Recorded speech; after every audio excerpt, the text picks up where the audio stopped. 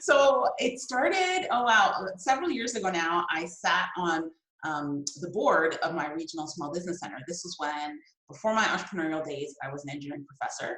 And so I volunteered to sit on this board. And that was really the peaking of this interest of like, ooh, what is small business? How is this working? And then I got to learn more about small business owners and what the process was to start a business, and their passion was, ignited. And then I started to study.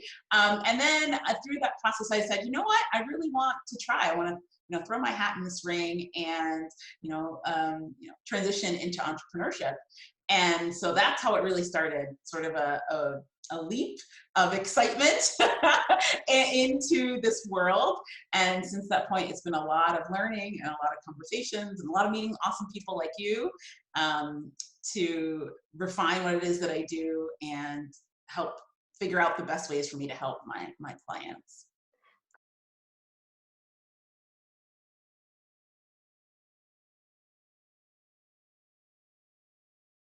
So I struggled a lot with I think the dominant sort of narrative around experts is that you know a lot of stuff, right? Mm-hmm. Like you can kind of either count the books or publication on your fingers, or you can list them, or your degrees, or having gone through that myself, when I turned my dissertation into a book, a really large project, and sort of all the emotional ups and downs, as well as the technical ups and downs, right? In terms of how do I write this? And then also dealing with sort of, I can't do this, or it's not happening fast enough. All those things, having gone through that process, that's an expertise in itself. Not just the product of the book, but understanding the process and being self-reflective about it, and knowing how to then support others in their own journeys too. So that's been my journey, and trying to embrace this idea that yes, I do write, and yes, I do edit, and I do research, but also it's part of an umbrella of my expertise.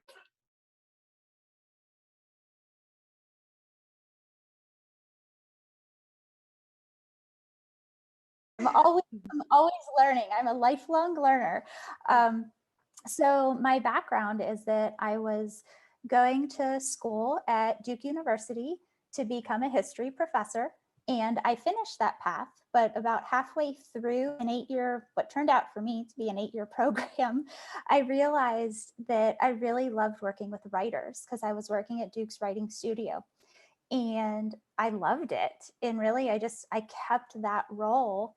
And I followed, it sounds corny, but I guess I kind of followed my gut or my soul, my heart, I don't know, whatever.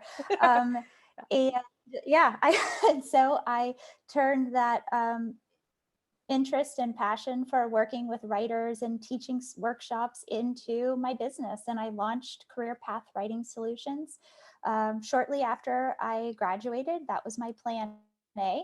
And I have been writing resumes and working with job seekers and working with authors ever since.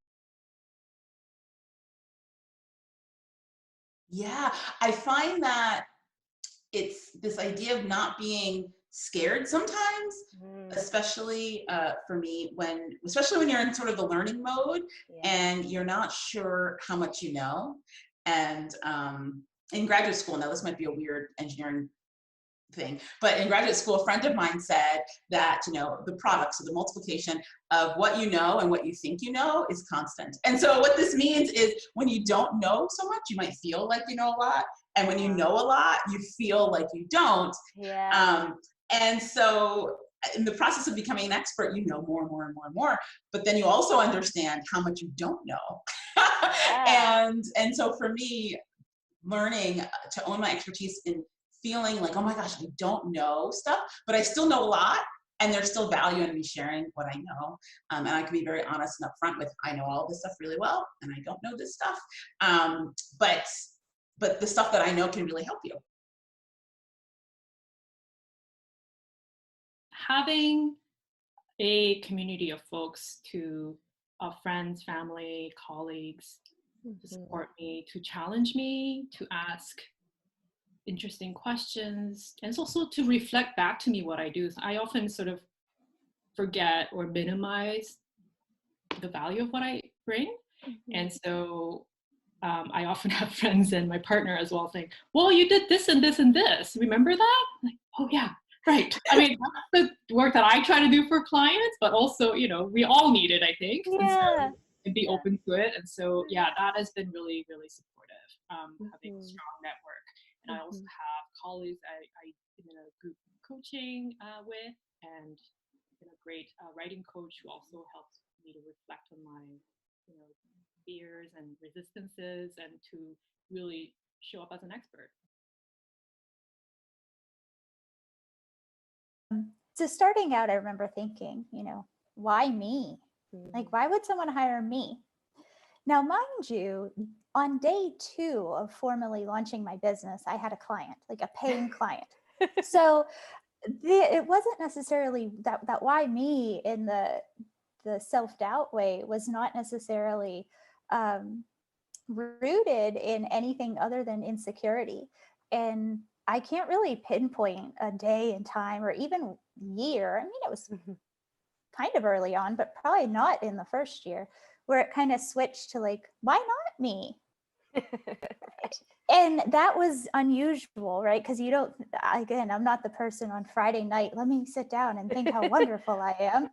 But when I took a really hard look at my credentials in my background and the training I have and just how much time I have devoted to what at the time was still my new industry, it turned to be, well, why not me? And knowing that I'm always, knowing that I'm always going to give my best to every single client, like, well, yeah, why not me? And that was very helpful to me. Oh, wow. So the first is to really notice and follow your interests. And then you can really uncover what it is that makes you special and the gifts that you have to share with the world. So I feel like sometimes, especially my younger self, was really interested in paths, right? Like, especially in school, and especially with all the years I went to school, you kind of, you pick a subject, you pick a major, it has a defined path for you. And for me, business is so not that, right? Like, you start your business and there is no, like syllabus with there's no course plan, there's no, checklist to graduation. It's really like, so where are you going to go next? And I wish I would have practice that a little bit more in my younger years to see like, oh, that might be interesting, and pursue that a bit more, as opposed to like, oh, but it's not on the path. And now I've had the flexibility to do that, and I've had the opportunity to do that, and I'm like, oh, this is kind of a cool process. So I would have encouraged my younger self to do that a little bit more. I would say to her, trust the process, stay with it. It's hard.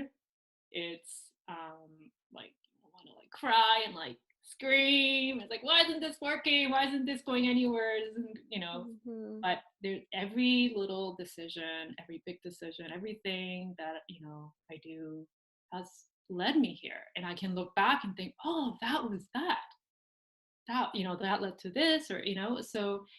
And just trusting the process is so hard. I'm trying to learn how to do it. It's so hard. I would say mine should not be controversial at all, but it is absolutely a line in the sand. And that is always functioning from a standpoint of integrity in absolutely every single thing I do. And I think it's really important, I'd say in all fields, but especially in mine, because let's face it, I'm in a field where a lot of people think, oh, resumes, oh, I got to add fluff. I hate fluff. I am all about positioning my clients in the best light possible, but absolutely never, ever, ever misrepresenting